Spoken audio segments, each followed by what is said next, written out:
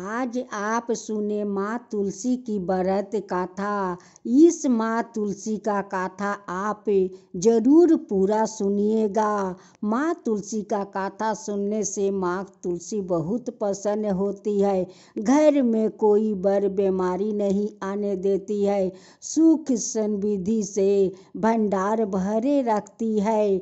अगर आप लोग माँ तुलसी का पूजा करते हैं तो इस माँ तुलसी का कथा पूरा जरूर सुनिएगा। एक पाता माँ तुलसी का अगर भंडार में पड़ जाता है तो वो लाखों आदमी खाकर भंडार को शेष नहीं करते हैं। अगर गंगा जल और माँ तुलसी का पाता बीमारी लोग का मुख में एक फोंटा डाल देने से वो तर जाते हैं। एक पाता और गंगा जल अपना पूरे घर में छिड़क देते हैं तो घर शुद्ध हो जाते हैं। माँ तुलसी ऐसी है। इस कथा का आप लोग अधूरा मत सुने तो पूरा सुने कि माँ तुलसी सुनकर खुश हो जाए। माँ तुलसी अधूरे कथा छोड़ देने से माँ तुलसी तो नाराज भी हो जाती है। उन्हें खुश रखना है तो आप लोग इस कथा को पूरा सुनिए। एक बहुत पुराना खंडाला था। उस खंडाला का दीवार का ऊपर एक राधा तुलसी का पौधा था। उसमें हरे भरे पत्ते से लदे हुए थे। लेकिन उस खंडाला पर तो बहुत सारा हनुमान था। वो लोग आकर माँ तुलसी का सारा पत्ता शुरू कर खा जाते। माँ तुलसी बहुत परेशान हो जाती कि ये हनुमान तो सारा पत्ते खा लेते हैं, मेरे डाल पात में एक भी पाता नहीं छोड़ते हैं, तो मैं अपना शरीर को कैसे हवा चलाऊंगी, कैसे अपना शरीर को ठंडा हवा दूंगी। आप लोग तो जानते हैं कि हनुमान जी का तुलसी कितना प्रिय है। अगर उनकी भोग में तुलसी पाता ना हो तो हनुमान जी संतोष नहीं होते हैं। अगर एक पाता उनकी भोग में हो तो हनुमान जी भोग लगाकर संतोष हो जाते हैं। वैसे ही हर बार तुलसी में पाता आ जाता, हनुमान लोग आकर सारे पाता तोड़ कर खा जाते। माँ तुलसी बहुत परेशान हो जाती कि मैं क्या करूं, ये लोग तो मुझे बहुत परेशान कर रखा है कि मेरी सारा पत्तियां तोड़ कर खा लेते हैं, तो मैं कैसे हवा चलाऊंगी, कैसे अपना शरीर को ठंडक दूंगी। एक दिन की बात है, एक लड़की लाल चुनरी पहने हुए डोली में बैठी हुई थी। वो अपना ससुराल जा रही थी। अब माँ तुलसी उस दुल्हन को देखकर माँ तुलसी का दुल्हन बनने को इच्छा की। एक बहुत बड़ा सेठ अमीर था। उनकी अन्न धन से सब कुछ भरे हुए थे। कपड़े का दुकान था, दुकान में कपड़ा भरा हुआ था। एक दिन राधा तुलसी उस सेठ जी का दुकान में जाती है और कहती है कि मुझे एक लाल चुनरी चाहिए। वो सेठ जी का आदमी उन्हें चुनरी तो दे देते हैं। माँ तुलसी चुनरी लेकर जाती है। सेठ जी कहने लगे कि यारे तुम तो अच्छे घराने को लड़की लगती हो, इतना सजी धजी हो, एक चुनरी को पैसा नहीं दी और चुनरी लेकर चली जाती हो। देवी देवताओं तो सब जगह घूमते हैं, महल हो यह दुकान पाट हो, वो सब जगह जाती है, लेकिन आदमी उन्हें पहचान नहीं पाते हैं। वैसे ही सेठ जी का हुआ। सेठ जी उसकी हाथ से चुनरी ले लेते हैं। सेठ जी का धन दौलत तो था, उनकी कोई संतान भी नहीं था, लेकिन सेठ और सेठानी कभी दान पुण्य नहीं किया। अपना कर्मचारी को तो एक पैसा ज़्यादा भी नहीं देता। अब माँ तुलसी को हाथ से चुनरी ले लिया। अब तो माँ तुलसी क्रोध हो गई। कहती है कि अरे सेठ, तेरा धन तो भरा है महल से लेकर दुकान तक, फिर भी एक चुनरी मुझे नहीं दिया। तू मेरा हाथ से चुनरी छीन लिया, देख तेरा दुकान धन से हो जाएगा। ये बात कहकर माँ तुलसी चली गई। माँ तुलसी तो बहुत क्रोध हो गई कि इतना धन है फिर भी मेरा हाथ से लाल चुनरी छीन लिया। अब तो माँ तुलसी चली गई और 2 घंटा का बाद उस सेठ का दुकान में आग लग गया, सब कुछ जल कर राख हो गया। अब तो उनकी एक कर्मचारी कहता है कि मालिक देखिए, उस औरत को वचन मुख से निकले हुए आपको दुकान पर पड़ गया। देखिए क्षण भर में जल कर राख में बदल गया। वो लगता है कि कोई देवी थी। सेठ जी कहता है कि वो कोई देवी नहीं थी, वो तो जादूगरनी थी। वो जादू से मेरा सारा दुकान पाट ध्वंस कर दिया। अब तो सेठ जी सभी कर्मचारी को कहते हैं कि तुम लोग जाओ, उस लड़की जहाँ भी होगी वहाँ से उन्हें लेकर आओ। वो कोई मनुष्य थी कि वो लोग खोज कर ले आते? वो तो देवी देवताओं को कोई आज तक भला खोज पाया है कि वो लोग खोज सकता? सेठ तो मूर्ख था, उसलिए तो कर्मचारी को बोला कि जाओ जहाँ भी लड़की होगी वहाँ से उसे ढूंढ कर ले आओ। कर्मचारी लोग सारा शहर में ढूंढ डाला लेकिन कहीं नहीं मिली। वो भला मनुष्य थी कि मिलती? एक ब्राह्मण था, जो ब्राह्मण बहुत धार्मिक था, बड़े नेक दिल का ब्राह्मण था।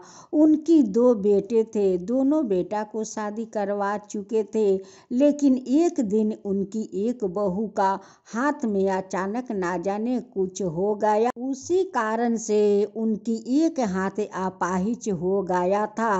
वो एक हाथ से ही काम करती। एक दिन राधा तुलसी उस ब्राह्मण देव को सपना में आकर कहती है, ओ पिताजी, ओ पिताजी, मैं बहुत तकलीफ में हूँ, मैं बहुत तकलीफ में हूँ पिताजी।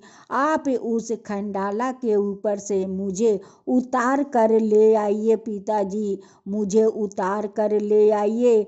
मुझे तो हनुमान लोग बहुत परेशान कर रखा है। मेरे शरीर में एक भी पाता नहीं छोड़ते हैं कि मैं अपना पत्ते सो हवा चला सकूं और अपना शरीर को ठंडा दे सकूं। मुझे ले आइए पिताजी, मुझे बहुत हनुमान लोग परेशान कर रखा है। जब ब्राह्मण को आंख खुला तो वो चिल्लाकर उठकर बैठ गया। अब दोनों बेटा आकर कहने लगे कि पिताजी आपको क्या हुआ कि इतना जोर से चिल्लाया, क्या बात है? ब्राह्मण देव कहने लगे कि बेटा मेरे सपने में माँ तुलसी आई थी, वो बहुत तकलीफ में है, बहुत तकलीफ में है। वो कहती है कि पिताजी मुझे हनुमान लोग बहुत परेशान कर रखा है, उस खंडाला पर से आप मुझे ले आइए पिताजी, मुझे ले आइए। बेटा पहली बार कोई देवी मुझे पिता कहकर बुलाई है बेटा, पहली बार कोई देवी मुझे पिता कहकर बुलाई है। चलो हम लोग खंडाला जाते हैं और उन्हें ढूंढ कर निकालते हैं। ब्राह्मण देव दोनों बेटा को अपना लेकर जाते हैं और सारा खंडाला चापा चापा ढूंढ डाले। दीवाल के ऊपर उनकी बेटे उठे तो देखता है कि एक तुलसी का पौधा है, उसमें गुरी गुरी पाता है, उसमें तो बड़े पाता एक भी नहीं है। वो कहने लगा कि पिताजी यहाँ पर तुलसी का पौधा है। ब्राह्मण देव कहने लगे कि बेटा उन्हें अच्छे से उठाना और उठा कर ले आना बेटा।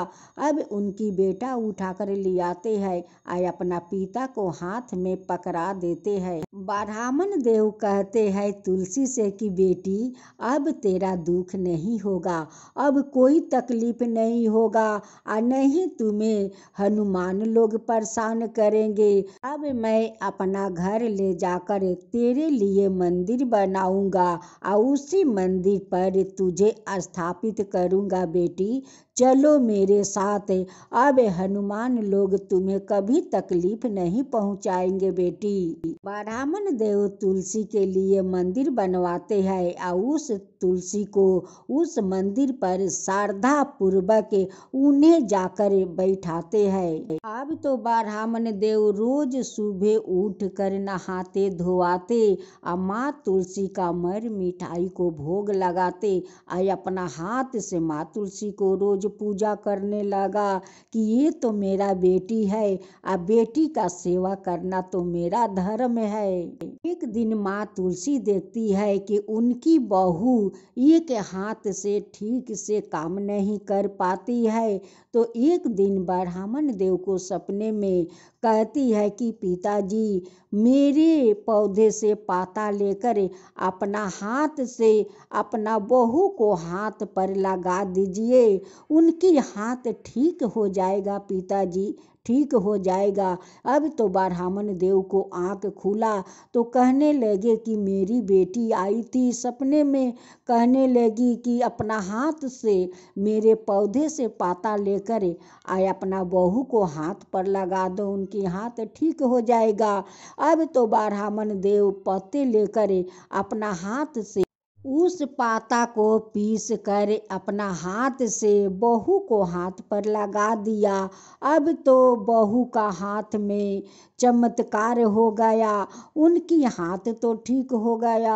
अब बहू कहने लगी कि पिताजी ये तो माँ तुलसी का चमत्कार हो गया, देखिए आप आज इस पत्ते को लेप मेरे हाथ पर लगा दिया, आज मेरा हाथ ठीक हो गया पिताजी, आज मेरा हाथ ठीक हो गया। अब मैं भी तुलसी माता को पूजा करूंगी, रोज करूंगी, श्रद्धा भक्ति से करूंगी पिताजी।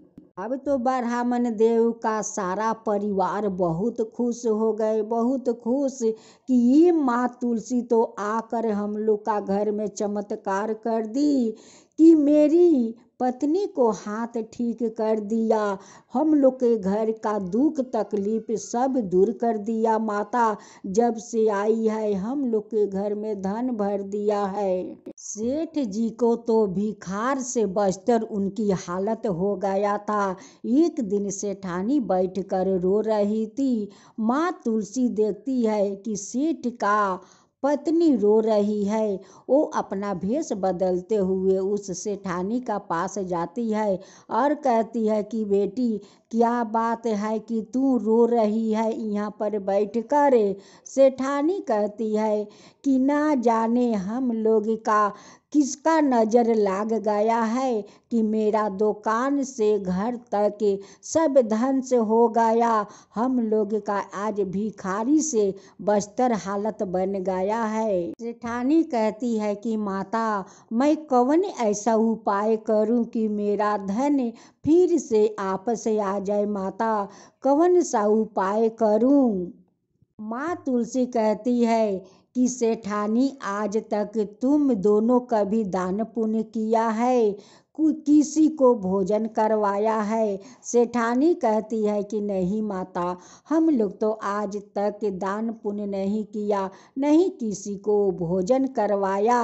तब माँ तुलसी कहती है कि देख तेरे पति के दुकान एक औरत गई थी चुनरी लेने, तेरा पति उसकी हाथ से चुनरी छीन लिया, उसी के कारण तेरा सारा धन धन से हो गया है।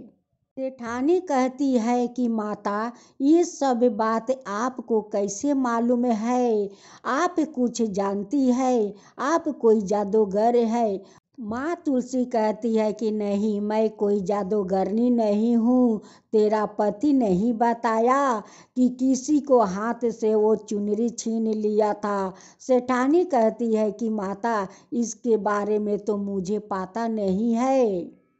सेठानी हाथ जोड़कर मिनती करने लगी कि माता आप तो बहुत महान है, आप कुछ बताइए उपाय, माता बताइए।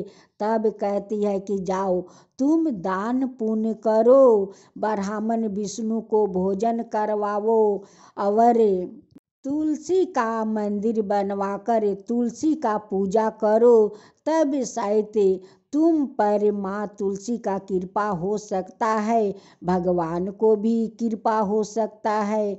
चाहे तो विष्णु भगवान भी आपको दुख दूर कर सकते हैं, लेकिन तुम्हें दान पुण्य करना होगा, माँ तुलसी का पूजा करना होगा। तो सेठानी सब कुछ स्वीकार कर लेती है कि माता मैं सब कुछ करने के लिए तैयार हूँ, माता सब कुछ करने के लिए तैयार हूँ। माँ तुलसी फिर से कहती है कि हाँ, एक और बात है, जब कार्तिक महीना आएगा, शुक्ला पक्ष हो या कृष्णा पक्ष हो, उस एकादशी में तुम्हें तुलसी और शालिग्राम जी का एक दूल्हा और दुल्हन के तरह सजाना होगा और उन्हें श्रद्धा भक्ति से उन्हें विवाह कराना होगा। तब देखना तुम्हारा शायद कल्याण हो जाए। मेरे बात को तुम याद रखना, कभी पलट मत जाना। सेठानी कहती है कि नहीं माता, मैं कभी नहीं पलटूंगी, कभी नहीं। आप उस दिन आइए माता, मेरा घर आप आइए। ये उपकार माता मैं कभी नहीं आपको भूलूंगी, कभी नहीं भूलूंगी माँ। आप आकर मुझे रास्ता दिखाया है, तभी भी मेरे घर आ जाइएगा माँ। सारे विधि विधान मुझे बतला दीजिए माँ, बतला दीजिए, लेकिन आप जरूर मेरे घर आइएगा माता। अब तो सेठानी घर में तुलसी का मंदिर बनवाती है, पौधा लियाकर उस मंदिर पर लगाकर माँ तुलसी का श्रद्धा भक्ति से पूजा पाठ करने लगी। उनकी पति भी श्रद्धा भक्ति से पूजा करने लगा। अब तो माँ तुलसी वो लोग का श्रद्धा भक्ति देखकर बहुत प्रसन्न हो जाती है। माँ तुलसी आगे जैसा फिर से उनकी दुकान बना देती है, घर में धन भर देती है, सेठानी को गर्भवती बना देती है। अब ये खुशियाँ देखकर सेठ सेठानी को खुशी का ठिकाना नहीं है। कहने लगे कि माँ तुलसी तो चमत्कार कर दिया, मेरा सारा धन आपस कर दिया, मेरे गोद में संतान भी डाल दिया।